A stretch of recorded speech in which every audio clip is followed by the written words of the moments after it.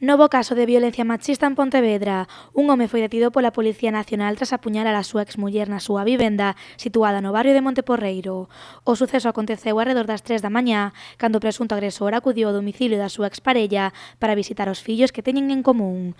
Momento no que se produciu a agresión cunha arma branca en presenza dos dous menores. Un veciño alertou a policía ao escoitar unha chamada de auxilio.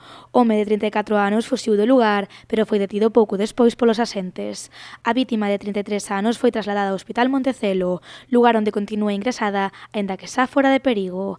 A voceira do Goberno local condenou esta mañá estes feitos en nome de toda a corporación.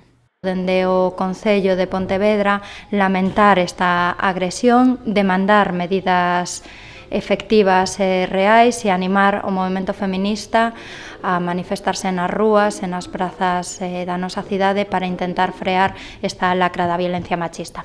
Segundo informaron fontes policiais, neste caso se asistían denuncias previas por violencia de xénero. Ademais, o suposto agresor chegou a contar cunha orde de afastamento, medida que foi retirada no ano 2012.